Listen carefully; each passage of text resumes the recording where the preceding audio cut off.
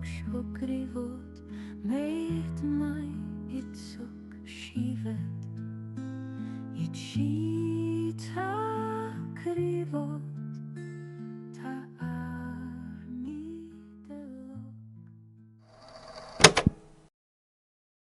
The great works of the before haunt the modern world. Staggering megastructures and mysterious ruined machines, all crafted from otherworldly materials that have stood the test of 12 centuries.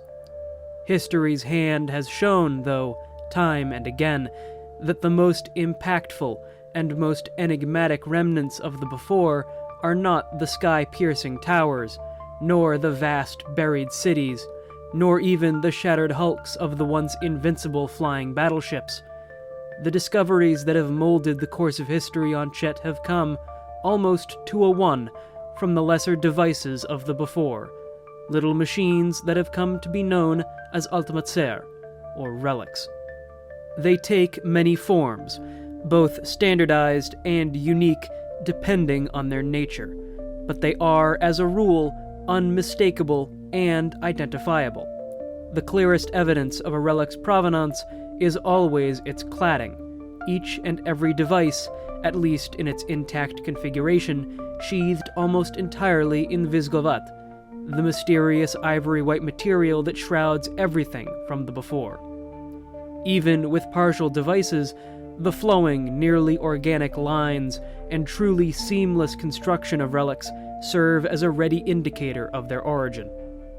It was through the study of such devices, both whole and fragmented, that the Delok Krochakal achieved their most stunning technological advances at such breakneck pace, and even the brightest minds of the greatest power to stride the surface of modern Czet scratched not even the bare surface of what relics are capable of.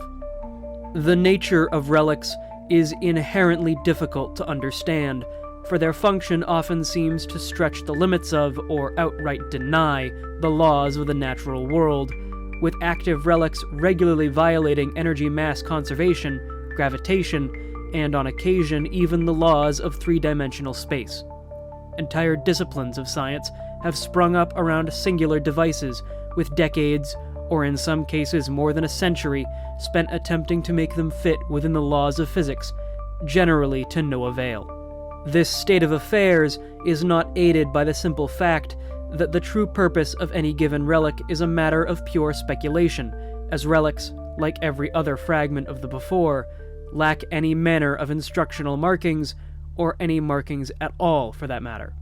Learning a relic's actual function is achieved only through trial and error, an exceptionally hazardous process given that a device may turn out to be a portable heating unit or a high-yield explosive device, and that even the former may act like the latter if misoperated, and that one cannot know for certain which is which until it has been activated. Worse yet, even proven, understood, and categorized devices are known to suffer catastrophic malfunctions for no discernible reason, although 1,200 years without maintenance, usually spent at least partially exposed to the elements, is likely a major contributing factor.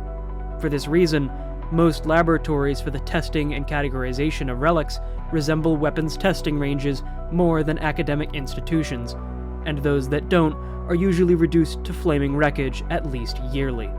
Relics do not simply appear from thin air, or at least not on a regular basis. That said, they are endemic to practically every region thus far explored on Czet, from the highest mountains to the deepest and darkest caverns. As most relics left on the surface have long since been collected, however, excavation is the primary means of finding them. Once a single relic is discovered, one is bound to find more, and there are countless cases where a carelessly publicized discovery has kicked off a chain reaction, drawing in fortune seekers from great distances in a mad scramble to stake claims and start digging. Such efforts can yield anywhere from dozens to hundreds of fragments, and, on occasion, can even yield functioning, complete relics. The folk who make their living by traveling Czet digging for relics are called Ultimatserci, a moniker shared with those who earn their keep by delving into abandoned Krochakal structures, scavenging and selling discarded block materiel, for the practitioners of these twin trades are often one and the same. The name is, among those who call themselves by it, a mark of pride and of community, despite the common vernacular using it as slang for someone lacking in drive, direction, or a steady moral compass. The reputation of Altmatsertsi is constantly balanced on a knife's edge, treated with suspicion by local authorities, and not without cause. The fortune of Altmatsertsi is almost directly tied to their luck on the dig site, with some less scrupulous individuals turning to theft or illicit dealings to make ends meet when the relics run dry.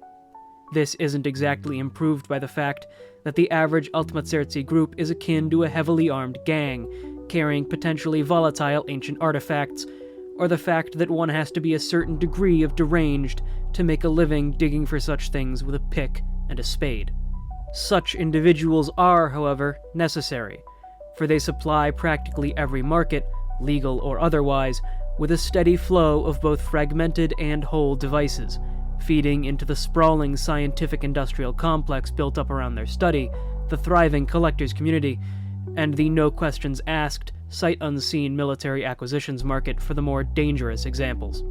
The Altmatsertsi also serve another critical function, that being that they are among the few individuals on Czet who would willingly quote-unquote get creative with relic research. In a field burgeoned with constant safety failures and cost overrun issues, those willing to invest their own time, money, and safety into experimenting on relics are often the source of true breakthroughs, leveraging unorthodox techniques and a lack of regard for bodily harm to push the boundaries of knowledge, or blow themselves and their makeshift laboratories into a million bits in the process. And though, year after year, the function of relics grows more and more understood, the age-old question of purpose continues to rear its troublesome head. Some devices seem to have no purpose at all, and others, despite their function being perfectly understood, have no known use case.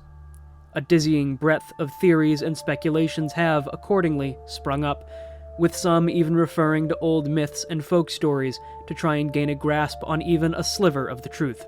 Others have resorted to exploring Chet's darkest places, spelunking into lightless caverns, raiding ancient ruins, and descending into the shadowed halls of block black sites for answers. Answers that, more often than not, only raise more questions, if they're found at all.